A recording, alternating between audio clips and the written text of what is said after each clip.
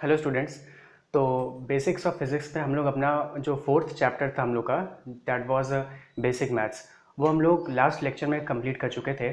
और अब हम लोग उसी यूनिट का लास्ट चैप्टर स्टार्ट करने जा रहे हैं जिसका नाम है क्या, वेक्टर्स। और इसी चैप्टर के बाद हमारी जो यूनिट है बेसिक्स ऑफ फिज़िक्स वो हम लोग की फिनिश हो जाएगी। ठीक है, तो अभी हम लोग स्टार्ट करने जा रहे हैं अपना फिफ्थ चैप्टर, जिसका नाम था वेक्टर्स। ठीक, देखिए वेक्टर्स का आपको थोड़ा सा इंट्रोडक्शन देते हैं। देखिए, हम लोगों ने जब फर्स्ट चैप्टर कंप्लीट किया था यूनिट्स एंड मेजरमेंट, तो उसमें हम लोगों ने फिजिकल क्वांटिटीज़ को दो पार्ट्स में क्लासीफाई किया था। ठीक है, वो किस बेसिस पे? इस बेसिस पे कि कुछ फिजिकल क्वांटिटीज़ हमारे पास ऐसी होती हैं जो कि किसी भी दूसरी फिजिकल क्वांटिटीज़ पे डिपेंड नहीं करती हैं।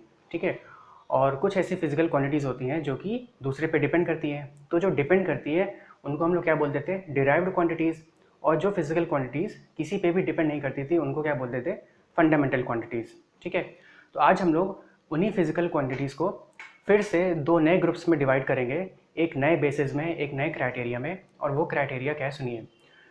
कुछ फिजिकल क्वांटिटीज़, हमारे ध्यान से सुनिएगा, कुछ फिजिकल क्वांटिटीज़ हमारे पास ऐसी होती हैं जिनको एक्सप्लेन करने के लिए हमें कुछ पैरामीटर्स चाहिए होते हैं।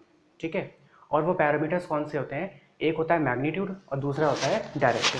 ठीक है, मतलब कि कुछ फिजिकल क्वांटिटीज़ हमारे पास ऐसी होती हैं जिनको एक्सप्लेन करने के लिए मैग्नीट्यूड चाहिए होता है, और कुछ फिजिकल क्वांटिटीज़ हमारे पास ऐसी होती हैं जिनको एक्सप्लेन करने के लिए मैग्नीट्यूड और डायरेक्शन दोनों चाहिए होता है। ठीक है, अब ये वाली फिजिकल क्वांटिटीज़ जिनके लिए केवल मैग्नीट्यूड चाहिए होता है, इनको हम लोग बोलते हैं स्केलर क्वांटिटीज़।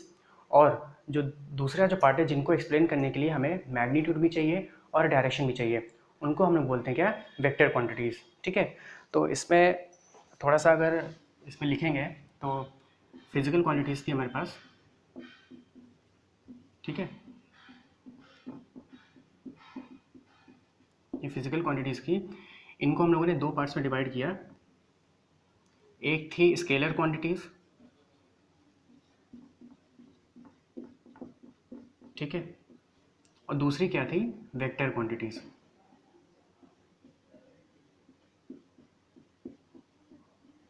ठीक है, तो स्केलर क्वांटिटीज़ को, इनको एक्सप्लेन करने के लिए हमें क्या चाहिए, केवल और केवल मैग्नीट्यूड। ठीक है, और इनको एक्सप्लेन करने के लिए हमें क्या चाहिए, मैग्नीट्यूड भी चाहिए, प्लस इनके लिए हमें डायरेक्शन भी चाहिए। ठीक है, अब इसकी बात करते हैं सबसे पहले स्केलर क्वांटिटीज़ की। इसमें एग्जाम्पल हम लोग देखते हैं। ठीक है, तो स्केलर क्वांटिटीज़ कौन सी होती हैं जिनके लिए केवल और केवल मैग्नीट्यूड इंपॉर्टेंट होता है। ठीक है, कैसे देखिए, जैसे फॉर एग्जाम्पल अगर आप टाइम की बात करें, ठीक है, जैसे फॉर एग्जांपल जब आप किसी से टाइम पूछते हैं तो वो टाइम की आपको केवल और केवल वैल्यू बताता है। हम्म, वो केवल आपको टाइम की केवल और केवल क्या बताएगा, वैल्यू, यानी कि मैग्नीट्यूड। जैसे फॉर एग्जांपल वो बताएगा कि टाइम हो रहा है 6:30 बज रहे हैं, या फिर 5:30 बज रहे हैं, या फिर 4:30 बज रहे हैं। ठीक है, तो वो केवल आपको टाइम की जो मैग्नीट्यूड है, यानी कि जो वैल्यू है, केवल और केवल वही बताता है। वो टाइम के साथ आपको डायरेक्शन तो बताता नहीं है कि 6:30 बज रहे हैं इन द साउथ डायरेक्शन, या फिर 3:30 बज रहे हैं इन द ईस्ट डायरेक्शन, या फिर 5:30 बज रहे हैं इन द नॉर्थ डायरेक्शन। ठीक है, तो वो आपको डायरेक्शन तो बताता नहीं है, वो केवल और केवल क्या बताता है, मैग्नीट्यूड। ठीक है, तो इसलिए टाइम को एक्सप्लेन करने के लिए हमें क्या चाहिए, केवल मैग्नीट्यूड। इसलिए टाइम कैसी क्वांटिटी है, स्केलर क्वांटिटी। ठीक है, एक और चीज़, जैसे फॉर एग्जांपल जब आप किसी से पूछते हैं कि आपका वेट क्या है, ठीक है, वेट क्या, मास बोलिए। ठीक है, जैसे आप किसी से आप मास पूछते हैं तो वो आपको क्या बताएगा, मास में 70 kg, या फिर 50 kg, या फिर 60 kg, 40 kg। ठीक है, तो वो केवल और केवल अपना जो वेट है, उसका जो मास है, उसकी केवल वैल्यू बताता है, मैग्नीट्यूड। ठीक है, वो उसके साथ डायरेक्शन तो बताता नहीं है। ठीक है, ऐसे तो बोलता नहीं है कि 60 kg in the south direction, या फिर 45 kg in the north direction, या फिर 20 kg in the east direction. वो डायरेक्शन तो बताता नहीं है, केवल और केवल क्या बताता है, मैग्नीट्यूड। तो इसलिए वेट को भी, यानी मास जो होता है, मास को भी एक्सप्लेन करने के लिए क्या चाहिए हमें, केवल और केवल मैग्नीट्यूड। उसके लिए डायरेक्शन नहीं चाहिए होता है। तो इसलिए मास भी कैसी क्वांटिटी है, स्केलर क्वांटिटी। ठीक है, अब इसी मास में, इसी मतलब स्केलर क्वांटिटी में अगर इसके हम लोग एग्जाम्पल लिखेंगे तो इस एग्जाम्पल में क्या क्या आ जाएगा, अभी बताया। पहले आ जाएगा हमारे पास स्पीड। ठीक है, फिर मास। ठीक है, फिर अभी बताया टाइम। ठीक है, और भी बहुत सारे एग्जाम्पल्स होते हैं, जैसे फॉर एग्जाम्पल एनर्जी। ठीक है, और होता है हमारे पास वर्क डन। ठीक है, एक्सेट्रा। बहुत सारे और एग्जांपल्स होते हैं, लेकिन अभी 3-4 लिख लेते हैं, फिर आगे जैसे जैसे आगे जो क्वांटिटीज़ आती रहेंगी फिर उनको हम बताते रहेंगे कि कौन सी स्केलर होती है और कौन सी वेक्टर होती है। अब वेक्टर क्वांटिटीज़ के एग्जाम्पल की बात करते हैं, ठीक है। अब इसमें कैसे एग्जाम्पल है, इसमें सबसे पहला हम लोग एग्जाम्पल लेते हैं फोर्स, ठीक है। सबसे बेसिक एग्जाम्पल इसमें लेते हैं फोर्स। तो फोर्स के लिए हमारे पास मैग्नीट्यूड भी इंपॉर्टेंट होता है और डायरेक्शन भी इंपॉर्टेंट होता है, ठीक है।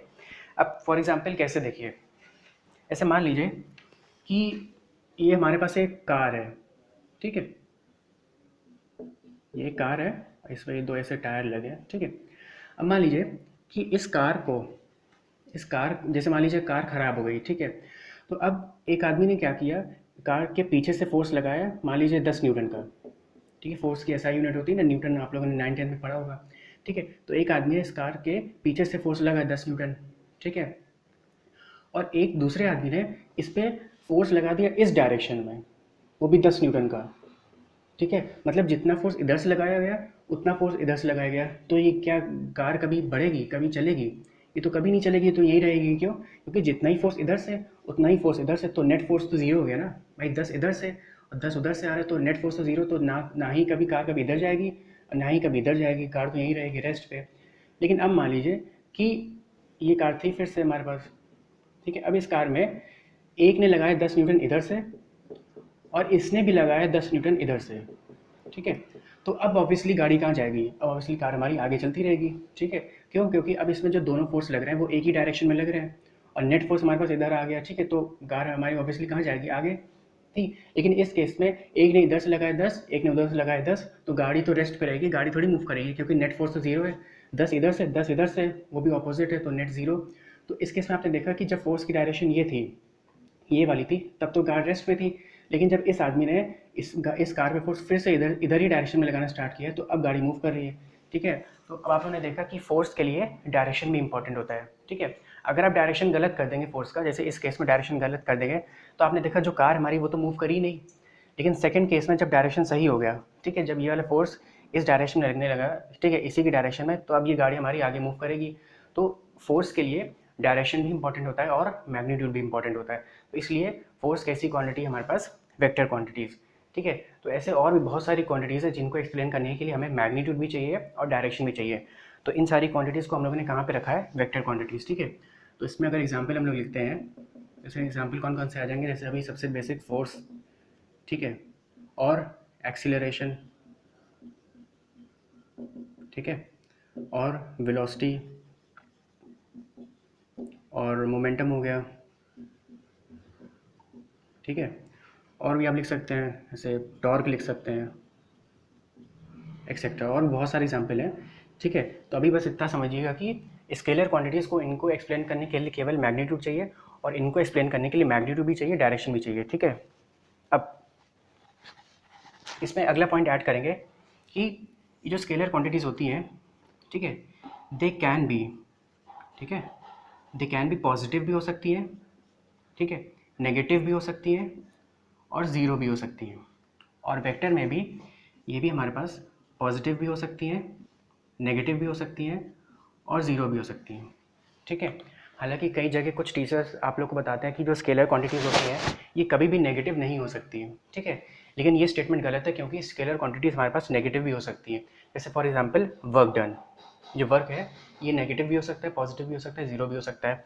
एनर्जी भी आपकी नेगेटिव भी हो सकती है, पॉजिटिव भी हो सकती है, ज़ीरो भी हो सकती है। हाँ, बस ये पॉइंट है कि बहुत कम स्केलर क्वांटिटीज़ ऐसी होती हैं जो कि नेगेटिव भी हो सकती हैं, लेकिन नेगेटिव हो सकती हैं। इसलिए हम लोगों ने पॉइंट क्या ऐड किया कि they can be positive, negative, zero. और वेक्टर क्वांटिटीज़ तो ये तो पॉजिटिव, नेगेटिव, ज़ीरो तो सभी हो सकती है, ठीक है। ये एक पॉइंट और लिखेंगे, ठीक है। अभी आप कुछ लिखिएगा नहीं, हम आपको अभी लिखा देंगे। और इस वेक्टर क्वांटिटीज़ में स्केलर का काम हो गया, ठीक है। स्केलर में बस इतना ही था। देखिए, वेक्टर क्वांटिटीज़ में हमने आपको क्या बताया कि वेक्टर क्वांटिटीज़ के लिए मैग्नीट्यूड भी इंपॉर्टेंट है और डायरेक्शन भी इंपॉर्टेंट है, ठीक है।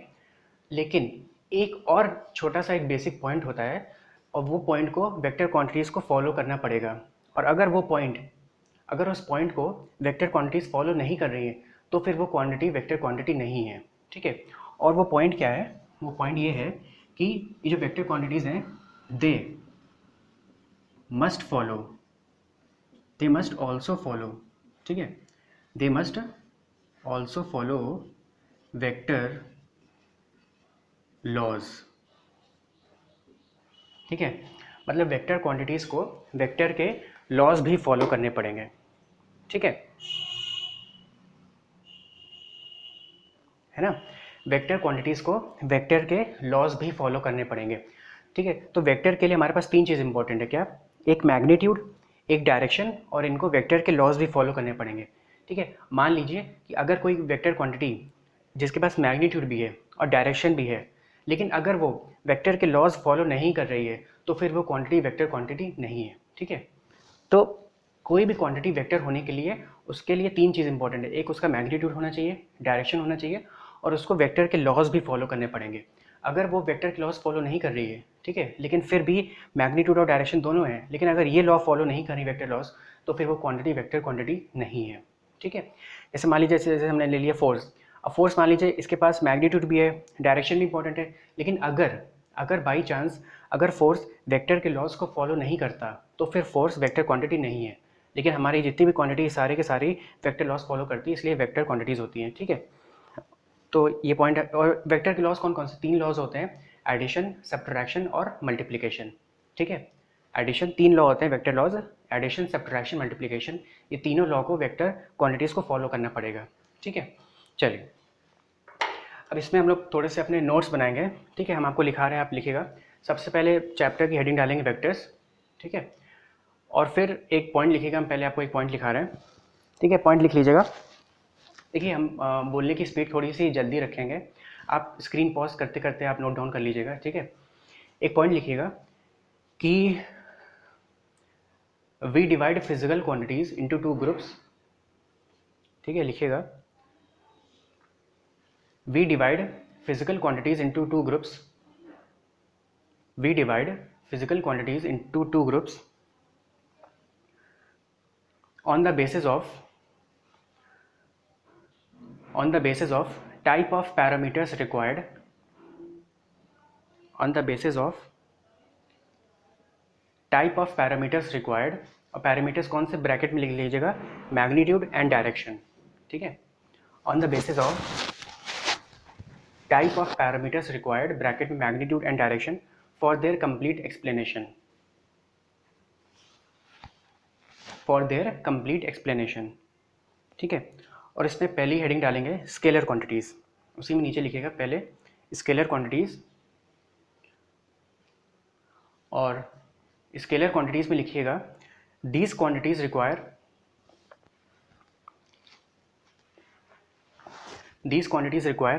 Only magnitude for their explanation, ठीक है।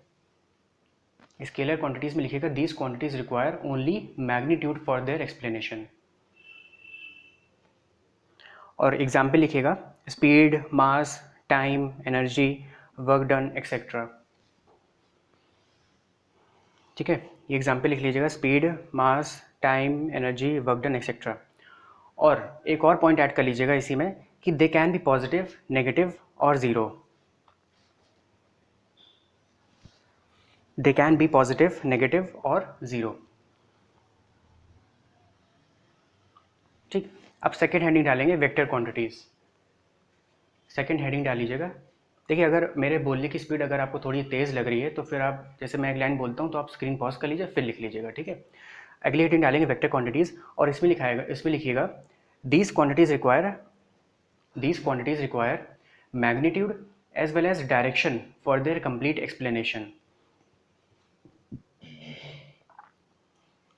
these quantities require magnitude as well as direction for their complete explanation, ठीक है। और इसके बाद अगला पॉइंट लिखिएगा, ये एग्जाम्पल मत लिखिएगा, अगला पॉइंट इसमें लिखिएगा, ठीक है। ये आपने लिखा these quantities require magnitude as well as direction for their explanation, और इसमें नेक्स्ट पॉइंट लिखिएगा these quantities must also follow vector laws, these quantities must also follow vector laws, और ब्रैकेट में लिख लीजिएगा कौन से laws, addition, subtraction and multiplication,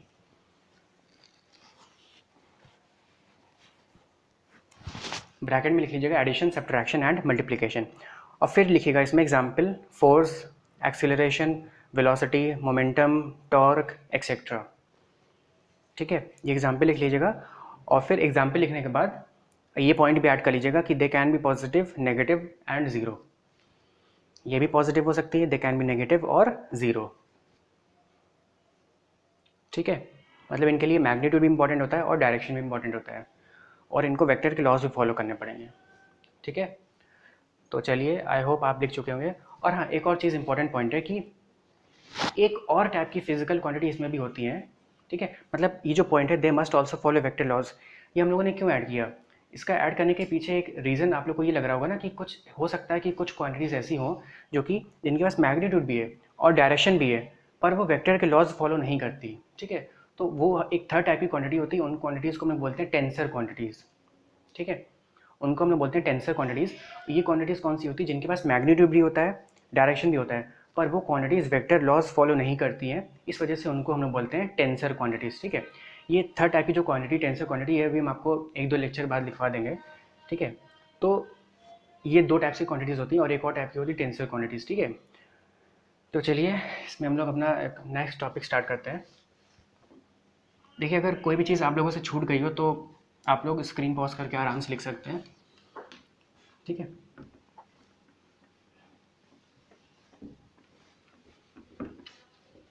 चलिए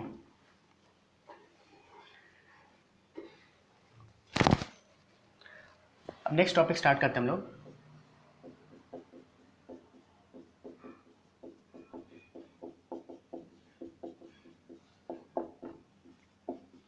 रिप्रेजेंटेशन ऑफ वेक्टर्स। ठीक है, रिप्रेजेंटेशन ऑफ वेक्टर्स मतलब कि वेक्टर्स को हम लोग कैसे रिप्रेजेंट करते हैं, कैसे इनको शो करते हैं। तो रिप्रेजेंटेशन में हमारे पास पहला तरीका आता है सिंबॉलिक। ठीक है, सिंबॉलिक में क्या है, मतलब हम लोग वेक्टर्स को सिंबल से बना के शो करते हैं, सिंबल से बना के रिप्रेजेंट करते हैं। ठीक है, और सिंबल में भी हमारे पास दो टाइप्स के सिंबल्स आते हैं। ठीक है, अब देखिए कैसे, जैसे फॉर एग्जांपल किसी ने आपसे कह दिया कि ए एक वेक्टर क्वांटिटी है। ठीक है, ये जो ए है ये एक वेक्टर क्वांटिटी है। अब इसका हमें सिंबल बना के शो करना है, तो कैसे लिखेंगे? एक तरीका होता है हमारे पास कि सिंबल लिखेंगे ए, ठीक है, और इसके ऊपर एरो बना देंगे इन द राइट डायरेक्शन में। सिंबल लिखेंगे ए और इसके ऊपर एरो बना देंगे इन द राइट डायरेक्शन में। और दूसरा तरीका क्या है कि सिंबल लिखेंगे ए और इसको हम लोग बोल्ड कर देंगे। ठीक है, ऐसे डार्क कर देंगे, बोल्ड। तो ये दो तरीके होते हैं हमारे पास वेक्टर्स को सिंबल से रिप्रेजेंट करने का। एक होता है क्या, सिंबल लिखेंगे उसके ऊपर एरो बना देंगे इन द राइट डायरेक्शन, और दूसरा तरीका क्या होता है, सिंबल लिखेंगे और उसको बोल्ड कर देंगे। ठीक है, और याद रखिएगा कि ये जो सिंबल है, ठीक है, ये जो सिंबल है ये राइट डायरेक्शन में होना चाहिए। ऐसा नहीं कि आपने सिंबल लिखा ए और उसमें एरो बना दिया इन द लेफ्ट डायरेक्शन में, या फिर आपने सिंबल लिखा ए उसमें एरो आपने ऐसे बना दिया ऊपर, या फिर आपने सिंबल लिखा ए उसमें एरो आपने नीचे बना दिया। ठीक है, ये सारे के सारे सिंबल गलत है। हमें क्या करना है, हमें सिंबल लिखना है उसमें arrow banana in the right direction में, ऐसे राइट डायरेक्शन में एरो बनाना है। ठीक है, और दूसरा तरीका क्या है, बोल्ड। और याद रखिएगा कि हम लोग अपनी पूरी फिजिक्स में, ठीक है, हम लोग अपनी पूरी फिजिक्स में ये वाला सिंबल लेके चलेंगे। इसी सिंबल से हम लोग पूरी फिजिक्स में यही सिंबल लिखेंगे। ठीक है, ये वाला नहीं लिखेंगे। हालांकि कुछ बुक्स में आप लोग को ये सिंबल भी दिख जाएगा, लेकिन हम लोग ये सिंबल से वेक्टर्स को रिप्रेजेंट करेंगे। ठीक है, तो ये दो तरीके होते हैं, एक सिंबल लिखेंगे उसके ऊपर arrow in the right direction, और दूसरा क्या होता है, बोल्ड। और ये एरो हमेशा याद रखिएगा राइट डायरेक्शन में ही होगा।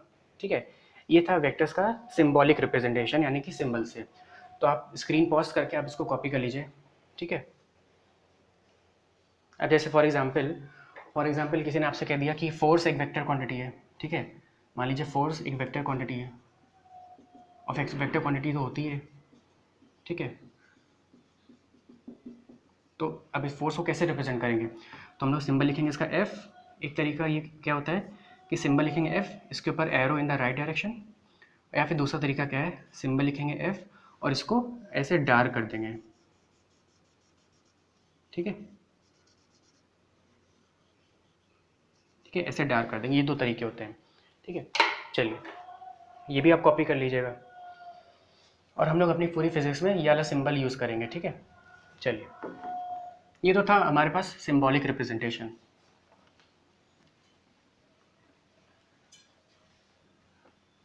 ठीक है, अब नेक्स्ट मेथड जो आता है इसमें, वो आता है हमारे पास ग्राफिकल। ठीक ठीक है। ग्राफिकल मतलब हम लोग अब वेक्टर का सिंबल यानी कि उसका जो फिगर है उसका फिगर बना के उसको रिप्रेजेंट करेंगे, ठीक है। अब ग्राफिकल में कैसे देखिए, डायग्राम बना के, जैसे मान लीजिए किसी ने आपसे कह दिया कि एक फोर्स है, ठीक है, एक फोर्स है 10 न्यूटन की, ठीक। अब इसको हमें, इस फोर्स को 10 न्यूटन को हमें बना के दिखाना है, मतलब फिगर बना के दिखाना है, तो कैसे रिप्रेजेंट करेंगे देखेंगे। तो अब ग्राफिकल है, ठीक है। तो आप लोगों ने 9th-10th में ये पढ़ा होगा कि कोई भी चीज़, जब कोई भी फिगर ग्राफ में बनाते हैं तो हम लोग सबसे पहले उसमें स्केल लिखते हैं, ठीक है। स्केल लिखते हैं कैसे, अब जैसे मान लीजिए कि हमें 10 न्यूटन का ग्राफ बनाना है, तो हम लोग स्केल लिखेंगे कि हमारा जो स्केल होता है रूलर, उसका अगर 1 सेंटीमीटर, हमारे पास 1 न्यूटन है, ठीक है, तो 10 न्यूटन बनाना है तो कितने सेंटीमीटर चाहिए, 10 सेंटीमीटर, फिर क्या हो जाएगा हमारे पास 10 न्यूटन, ठीक है। और यही 10 सेंटीमीटर 10 न्यूटन हमें बनाना है, तो इसका मतलब क्या कि हमें 10 सेंटीमीटर लंबी एक लाइन बनानी है, ठीक है। ऐसे बनाते हैं, हमें एक ऐसे 10 सेंटीमीटर लंबी एक लाइन बनानी है, ठीक है, और इस पर ऐसे एरो ऐसे बनाएंगे, ठीक। इसकी लेंथ कितनी हो गई, लेंथ कितनी है इसकी, 10 सेंटीमीटर, 10 सेंटीमीटर इसकी लेंथ है, ठीक है। और ये बेसिकली रिप्रेजेंट क्या कर रहा है, ये रिप्रेजेंट कर रहा है फोर्स एफ, इसकी वैल्यू क्या है 10 न्यूटन, ठीक है। और ये जो वेक्टर हमने बनाया है ना, ये जो वेक्टर बनाया है, इसका, इस वेक्टर के ये जो सर है, इसका सर, इसको हम लोग क्या बोलते हैं, हेड। और बाकी बचे ये जो इतनी लंबी जो लाइन है, जो पूंछ है जो, इसको हम लोग क्या बोलते हैं, टेल, ठीक है। तो ये हो गया हमारे पास force F equals to 10 newton figure बना के, ठीक है। तो सबसे पहले क्या करेंगे कि हम लोग स्केल लिखेंगे, कि मतलब आपने स्केल, जो आपका स्केल होता है उसकी आपने 1 सेंटीमीटर कितनी यूनिट मान के रखी है वो लिखेंगे, ठीक है। और फिर जो स्केल की जो वैल्यू आ रही है, जैसे 10 सेंटीमीटर में 10 न्यूटन बनाना है, तो फिर उतनी ही सेंटीमीटर लंबी लाइन खींचेंगे, उस पर ऐसे हेड, ऐसे एरो बना देंगे हेड, और ये हमारे पास हो गया पीछे वाला जो पोर्शन है, ये टेल हो गया, ठीक है। और फिर इसमें ऐसे लिख देंगे कि ये रिप्रेजेंट क्या कर रहा है, force F equals to 10 newton, ठीक है। अब जैसे फॉर एग्जांपल, अब हमारे पास मान लीजिए कि फोर्स एफ हो गया, मान लीजिए 50 न्यूटन, ठीक है। अब इसको बना के दिखाना है, तो अब इसके लिए क्या करेंगे, फिर से वही स्केल लिखेंगे।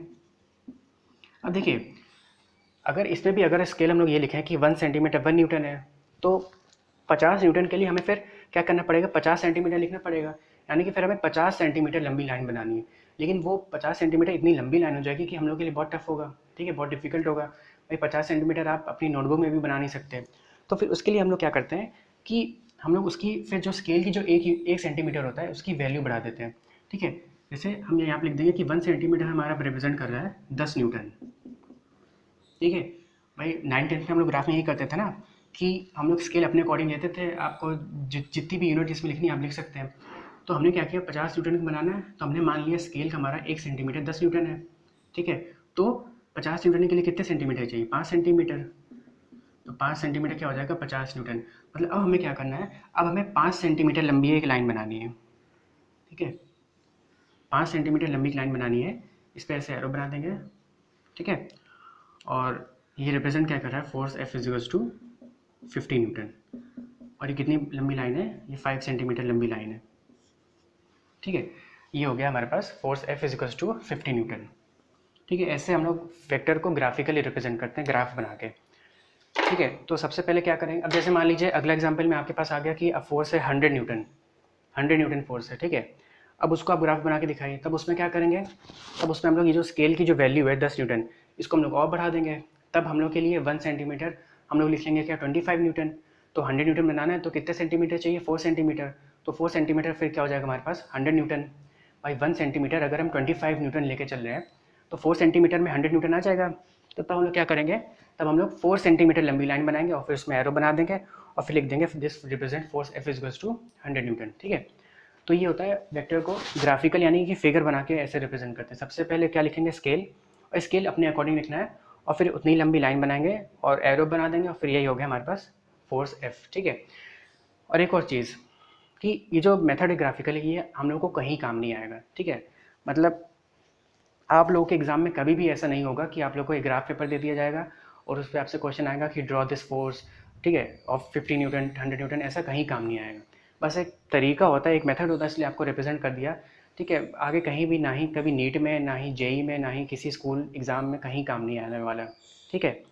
लेकिन एक तरीका होता है, इसलिए बता दिया। बाय चांस मान लीजिए बहुत रेयर केस में स्कूल के टेस्ट में आ गया कि draw the force F equals to 100 newton, तब क्या करेंगे, तो हम लोग ऐसे बनाएंगे, ठीक है। पहले स्केल लिखेंगे और फिर उतनी लंबी लाइन बनाएंगे, ठीक है, उसमें एरो बना देंगे और फिर लिख देंगे कि दिस रिप्रेजेंट फोर्स एफ, ठीक है। चलिए इसको आप कॉपी कर लीजिए, फिर हम लोग नेक्स्ट टॉपिक स्टार्ट करते हैं इसमें, ठीक है। स्क्रीन पॉज करके आप लोग कॉपी कर लीजिएगा।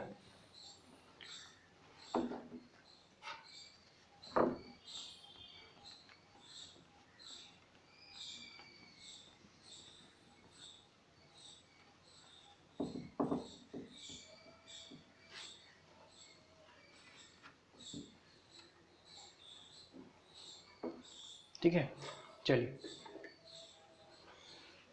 अच्छा, अब अगला चीज़ क्या है, देखिए थोड़ी सी हम लोग को वेक्टर्स में डायरेक्शन भी पता होनी चाहिए, ठीक है।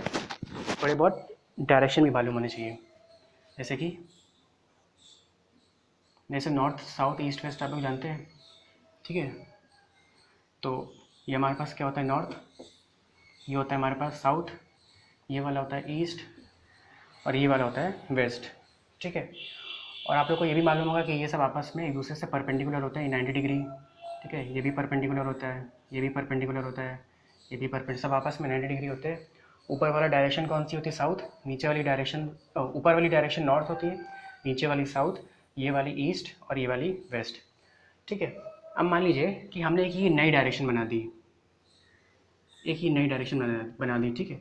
और अगर इस डायरेक्शन ने ये जो 90 डिग्री एंगल दिख रहा है ये वाला, इस 90 डिग्री को दो इक्वल एंगल में डिवाइड कर दिया, मतलब कि अगर ये एंगल 45 है और ये एंगल भी हमारे पास 45 है, ठीक है, तो फिर इस डायरेक्शन को हम लोग क्या बोलते हैं, नॉर्थ ईस्ट, ठीक है, नॉर्थ ईस्ट। अब जैसे फॉर एग्जांपल साउथ ईस्ट बनाना है, साउथ ईस्ट, तो क्या करेंगे, साउथ ईस्ट की डायरेक्शन ये हो जाएगी, ठीक है। और अगर ये डायरेक्शन साउथ ईस्ट है तो इसका मतलब क्या कि ये एंगल हमारे पास 45 हो जाएगा और ये एंगल भी हमारे पास 45 हो जाएगा, ठीक।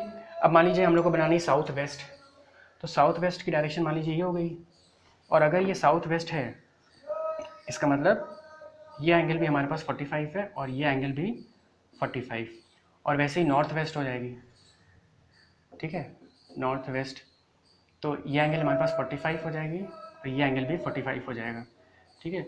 ये चारों डायरेक्शन सुना होगा ना आप लोगों ने, नॉर्थ ईस्ट, साउथ वेस्ट और नॉर्थ वेस्ट। तो ये डायरेक्शन कौन सी, ये डायरेक्शन कैसे बनाते हैं कि ये डायरेक्शन जो है मतलब नॉर्थ और ईस्ट का कॉम्बिनेशन होता है, नॉर्थ ईस्ट। लेकिन कब, जब इस डायरेक्शन ने ये 90 डिग्री जो है नॉर्थ और ईस्ट के बीच में, इसको दो इक्वल एंगल में डिवाइड कर दिया, यानी 45 मतलब ये डायरेक्शन कौन सी है, ये लाइन क्या है, ये एंगल बाइसेक्टर है, ठीक है। मतलब इसने इस 90 डिग्री एंगल को दो इक्वल एंगल में डिवाइड कर दिया, तो ये डायरेक्शन नॉर्थ ईस्ट हो जाती है, ठीक है। अब मान लीजिए कि अगर ये एंगल इक्वल नहीं है, ठीक है, अगर ये 45 नहीं है, फॉर एग्जांपल अगर ये 60 डिग्री है और ये 30 डिग्री है, ठीक है, तब ये डायरेक्शन साउथ ईस्ट नहीं होगी, ठीक है, तब ये डायरेक्शन साउथ ईस्ट नहीं होगी। तो इन चारों डायरेक्शन के लिए, north east, south west, north west, इनके लिए ये एंगल और ये एंगल इक्वल होना चाहिए 45, तब ये डायरेक्शन साउथ ईस्ट होती है, ठीक है। अब ये बताने का रीज़न क्या था, पर्पस क्या था, जैसे फॉर एग्जांपल किसी ने आपसे कह दिया कि ड्रॉ अ फोर्स, किसी ने आपसे कह दिया ड्रॉ फोर्स जिसकी वैल्यू है 10 Newton in the south east direction, ठीक है। जैसे किसी ने आपसे कह दिया कि ड्रॉ अ फोर्स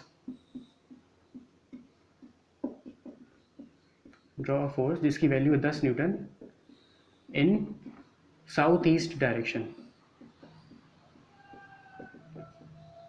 ठीक है।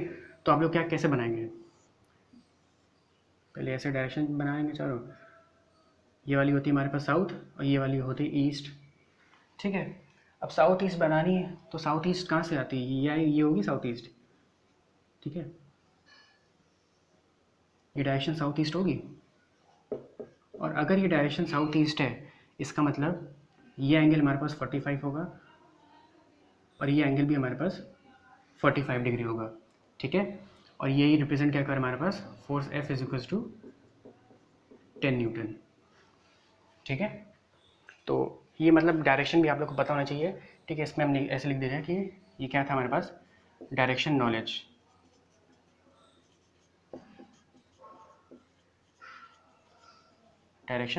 ठीक है। तो ये फिगर बना के आप इसको कॉपी कर लीजिएगा, और ये एग्जाम्पल भी आप कॉपी कर लीजिएगा कि किसी ने आपसे कह दिया draw force in south east direction, तो ऐसे बनाएंगे, ठीक है। 45 होता है। चलिए स्क्रीन पॉज करके आप लोग ये डायरेक्शन कॉपी कर लीजिएगा, और इसी डायरेक्शन के ही बेसिस में एक क्वेश्चन हम करा रहे हैं, उसको आप सॉल्व करिएगा, ठीक है। ये आप कॉपी कर लीजिएगा स्क्रीन पॉज करके। चलिए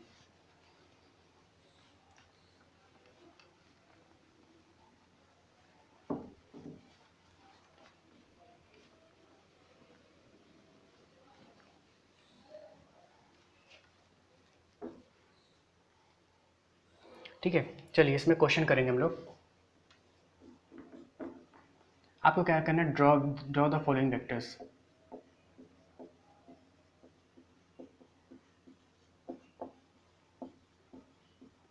आपको फॉलोइंग वेक्टर बनाने हैं। पहला वेक्टर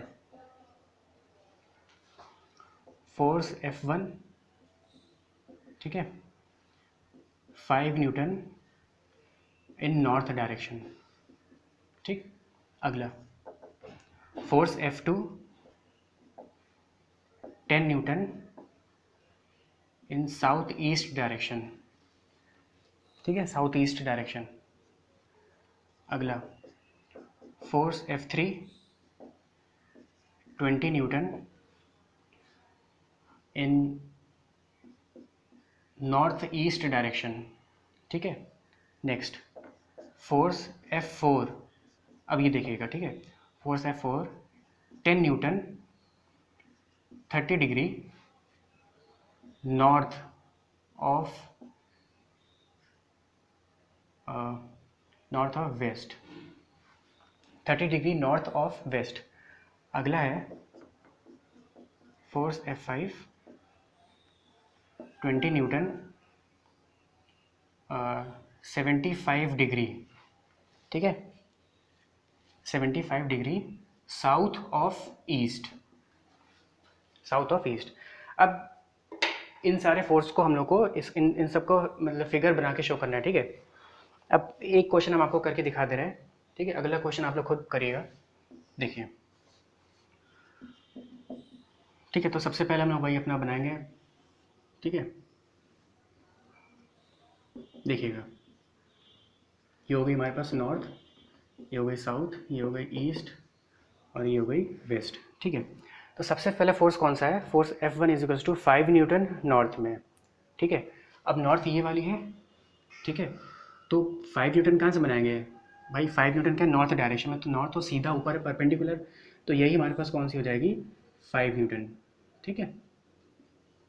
यही हमारे पास क्या हो जाएगी, force F1 is to 5 Newton, ठीक है। मतलब ये जो है इस नॉर्थ से कोइंसाइड कर जाएगा, ठीक है।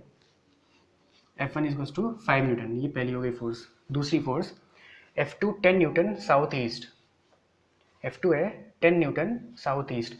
अच्छा, साउथ ये है, ईस्ट ये है, तो साउथ ईस्ट कौन सी, ये वाली होगी, ठीक है। साउथ ईस्ट कौन सी होगी, ये वाली होगी साउथ ईस्ट, ठीक है। ये क्या है, F2 इज टू 10 न्यूटन, और ये अगर साउथ ईस्ट है, इसका मतलब ये एंगल भी 45 होगा और ये एंगल भी 45 होगा, ठीक है। चलिए अगली force F3 is to 20 newton north east, ठीक है। F3 है 20 न्यूटन नॉर्थ ईस्ट। अच्छा, नॉर्थ ये है, ईस्ट ये है, तो नॉर्थ ईस्ट कौन सी हो जाएगी, ये वाली हो जाएगी, ठीक है। और ये हमारे पास क्या है, F3 कितनी वैल्यू, 20 न्यूटन, और ये अगर नॉर्थ ईस्ट है, इसका मतलब ये एंगल भी 45 है और ये एंगल भी 45 है। ये एंगल हमें शो करना है, ठीक है। अगर आपने एंगल शो ही नहीं किया तो फिर हमें पता कैसे चलेगा ये साउथ ईस्ट है या फिर ये नॉर्थ ईस्ट है, ठीक है। तो ये 45 एंगल शो करना है। अब अगली फोर्स क्या है, force F 10 newton 30 degree north of west. अब ये नया डायरेक्शन है, ठीक है। ये कैसे बनाएंगे, 30 डिग्री नॉर्थ ऑफ वेस्ट। तो देखिए, जैसे ये जो लिखा है नॉर्थ ऑफ वेस्ट और साउथ ऑफ ईस्ट, ठीक है। तो हम लोग क्या करेंगे, जो बाद वाला होता है, जो ऑफ के बाद लिखा होता है, इस पर हम लोग को बैठ जाना है, ठीक है। इसमें बैठेंगे और किधर चलेंगे, पहले वाले की तरफ, ठीक है। मतलब नॉर्थ ऑफ वेस्ट लिखा है, तो इधर से हम लोग बैठेंगे और किधर जाएंगे, पहले वाले की तरफ, यानी कि नॉर्थ की तरफ जाएंगे, ठीक। तो कैसे बनाएंगे, देखिए, तो वेस्ट ये है, तो इस पर बैठ गए हम लोग, ठीक है। वेस्ट पर हम लोग बैठ गए आराम से, और किधर चलेंगे, नॉर्थ की तरफ। मतलब जैसे ऐसे बैठे थे, तो नॉर्थ की तरफ कैसे जाएंगे, ऐसे जाएंगे भाई, नॉर्थ ऊपर है ना, तो वेस्ट में ये बैठे और नॉर्थ पे गए, ठीक है, और कितना चलेंगे, जितना ही एंगल लिखा है 30 डिग्री लिखा है, तो मतलब हम लोग वेस्ट पे ऐसे बैठेंगे और नॉर्थ पे ऐसे चलेंगे कितना 30 डिग्री। ठीक है, तो मतलब कि ये हमारे पास ऐसे चले, मान लीजिए हम ऐसे बैठे और नॉर्थ पे चले कितना 30 डिग्री चले, तो ये एंगल हमारे पास क्या हो जाएगा 30 डिग्री। और ये हमारे पास कौन सा फोर्स हो जाएगा, F4 = 10 न्यूटन। ठीक है, क्या करना है, बाद वाले पे बैठना है, वेस्ट पे ऐसे बैठना है और पहले वाले की तरफ चल देना है नॉर्थ में, वो भी कितना चलना है 30 डिग्री। तो ऐसे बैठे वेस्ट पे और नॉर्थ पे ऐसे चल देंगे, तो ये एंगल कितना हो जाएगा 30 डिग्री। ठीक है, ऐसे रिप्रेजेंट करते हैं। अब अगला फोर्स F5 का है 20 Newton, 75 degree south of east. मतलब फिर से इसमें क्या करना है, ईस्ट पे बैठेंगे और साउथ की तरफ चल देंगे। अब ईस्ट कहाँ है ये, ठीक है, ठीक है, साउथ वेस्ट। एक काम करिए, इसको साउथ ऑफ ईस्ट मत करिए, इसको साउथ ऑफ वेस्ट कर लीजिए, नहीं तो फिर यहाँ एक इसी में आ जाएगा तो फिर प्रॉब्लम हो जाएगी, ठीक, समझ नहीं आएगा। मान लीजिए हमने लिखा साउथ ऑफ वेस्ट, तो क्या करेंगे, वेस्ट पे बैठेंगे, ठीक है, कहाँ बैठेंगे, बाद वाले पे बैठेंगे वेस्ट पे, और पहले वाली तरफ यानी साउथ पे चल देंगे। तो ऐसे वेस्ट पे ऐसे बैठे, ठीक है, वेस्ट पे बैठे और किधर चलना है, साउथ की तरफ, मतलब ऐसे चलना है, ऐसे ये। तो ये एंगल कितना होना चाहिए, जो लिखा है 75 डिग्री, मतलब कि ये हुआ। ठीक है, साउथ पे ऐसे बैठे और वेस्ट पे ऐसे नहीं, वेस्ट पे ऐसे बैठे और साउथ पे चल दिए, और कितना चलना है, जितना एंगल लिखा है 75 डिग्री। ठीक है, और ये क्या है हमारे पास, F5 = 20 न्यूटन। ठीक है, तो ऐसे हम लोग को ये सारे फिगर बनाना आना चाहिए, कैसे रिप्रेजेंट करते हैं। ठीक है, और हाँ, एक और चीज़ इसमें याद रखिएगा कि जैसे फोर्स की अलग अलग वैल्यू लिखी है ना, 5 Newton, 10 Newton, 20 Newton, 10 Newton, 20 Newton, तो इसका मतलब ये नहीं कि अगर ये 5 न्यूटन है तो आपको 5 न्यूटन लंबी, 5 सेंटीमीटर लंबी लाइन बनानी है। ठीक है, अगर 10 न्यूटन है तो हमें ये 10 न्यूटन लंबी सेंटीमीटर लाइन बनानी है। ठीक है, हमें कुछ भी प्रॉपर तरीके से नहीं करना, मतलब स्केल लेके मेजर, कोई मेजर नहीं करेगा हम लोग का। ठीक है, जो हम लोग बना रहे हैं, कोई स्केल लेके मेजर नहीं करेगा, ये हम लोग को बस केवल फील से बनाना है। ठीक है, रफली बनाना है। हाँ, लेकिन ये है जो बनाना है सही बनाना है। ठीक है, अब जैसे 20 न्यूटन लिखा है, F3 20 न्यूटन, तो इसका मतलब ये नहीं कि फिर हमें 20 सेंटीमीटर लाइन खींचनी है या फिर वो सब करना है, वो सब कुछ नहीं करना है, केवल फील से करना है हम लोग को। ठीक है, बस हाँ ये है, ये एंगल आपको दिखाने पड़ेंगे, नहीं तो फिर हमें पता कैसे चलेगा कि ये साउथ ईस्ट है या फिर ये नॉर्थ ईस्ट है। ठीक है, तो और ये वाला जो नए नए वाले टॉपिक है 30 डिग्री नॉर्थ वेस्ट, इस पर क्या करेंगे, बाद वाले पे बैठेंगे और पहले वाले पे चल देंगे, कितने एंगल से, जो एंगल लिखा हुआ है। ठीक है, नॉर्थ और वेस्ट है तो वेस्ट पे बैठे, ऐसे बैठे और नॉर्थ पे चल देंगे। ठीक है, ऐसे बैठे तो नॉर्थ पे ऐसे चल देंगे, तो ये एंगल हमारे जितना चले, कितना एंगल होगा, जो एंगल लिखा है 30 डिग्री। ठीक है, तो ये क्वेश्चन आप कॉपी कर लीजिएगा, आ जाते हैं कभी कभी स्कूल लेवल पे क्वेश्चन आ जाते हैं ये।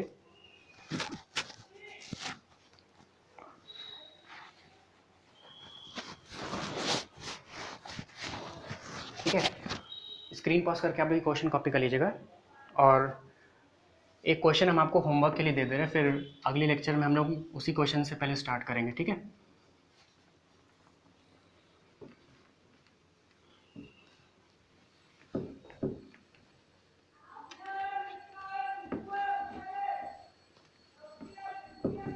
ठीक है, एक क्वेश्चन आपको दे दे रहा है, आप उसको ट्राई करिएगा, फिर नेक्स्ट लेक्चर जो हम लोग स्टार्ट करेंगे वेक्टर्स का, उसमें हम लोग पहले वो क्वेश्चन का सोल्यूशन देंगे। ठीक है,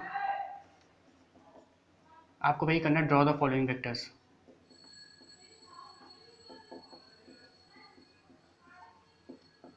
ड्रॉ द फॉलोइंग वेक्टर्स। ठीक है, पहला वेक्टर है, F1। ठीक है, F1 है 0.6 न्यूटन, 0.6 न्यूटन इन साउथ डायरेक्शन में।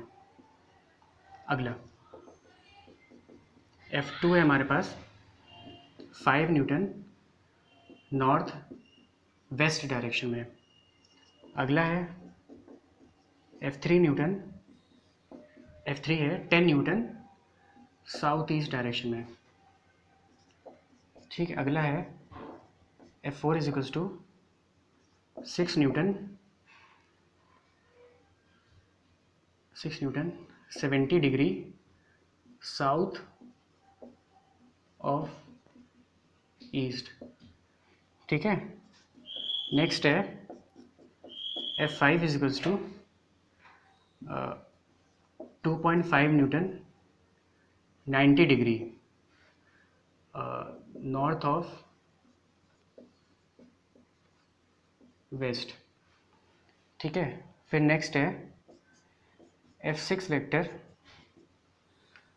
10 न्यूटन 37 डिग्री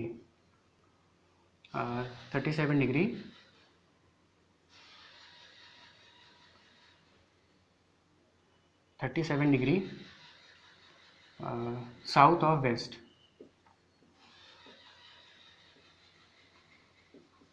ठीक है, और एक और लास्ट में लिख लेंगे F7 वेक्टर, ये हमारे पास है 1 न्यूटन इन साउथ वेस्ट डायरेक्शन है। ठीक है,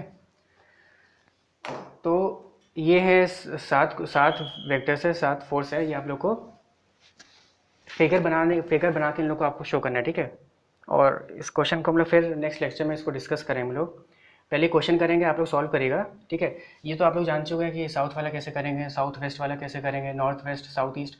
ये आपके लिए नया था, 70 degree south of east, 90 degree north of west, 37 degree south of west. ठीक है, इसको हम बता चुके हैं कि क्या करेंगे, बाद वाले पे बैठेंगे, ईस्ट पे बैठेंगे और किधर चल देंगे, साउथ की तरफ, और कितना चलेंगे, जो एंगल लिखा है 70 डिग्री।